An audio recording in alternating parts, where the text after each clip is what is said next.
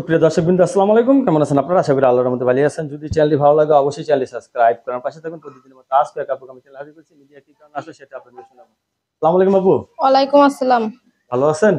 জি আলহামদুলিল্লাহ, আপনি ভালো আছেন? জি, আমরা ভালো আছি। আপনি পুরোপুরি ভালো?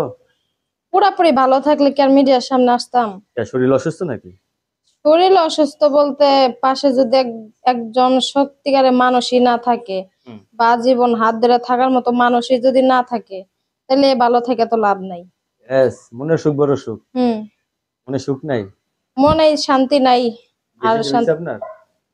বিয়ে হয়েছিল না হওয়ার মতো। না হওয়ার মতো মানে কিরকম বুঝলাম না। বিয়ে ঠিক হয়েছিল, ভাঙ্গে গেছে। বিয়ে ঠিক হয়েছিল, ভেঙে গেছে। এখন বিয়ে বসবেন আবার? ইনশাল্লাহ যদি মনের মতো পাই। কথায় আছে মন মিললে সবই হয়। স্বামীকে ভালোবাসা দিতে পারবেন?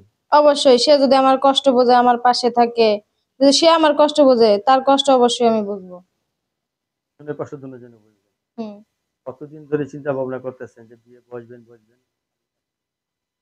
আজকে 1 বছর ধরে তো চিন্তা ভাবনা করতেছি যে মনের মতো মানুষও পাই না, বিয়ে শাদিও বসা হয় না। বিয়ে শাদী করতেছেন না, রাত্রে ছটফট করে যাচ্ছেন। যে দুনিয়ায় যার যার স্বার্থ ভাই, কেউ কারো পাশে থাকে না।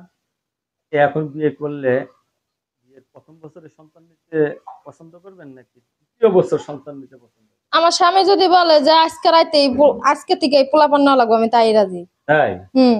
স্বামীকে কিরকম ভালোবাসবেন? ইনশাল্লাহ আমার যতটুক ভালোবাসা আছে আমি ততটুক দিয়েই তারে রাখবো। মন ভরে উজাড় করে ভালোবাসা দিবেন। হ্যাঁ। স্বামীকে স্বামীর এমন ভালোবাসা দিব যে তো অন্য কোনো নারীর দিকে না তাকায়।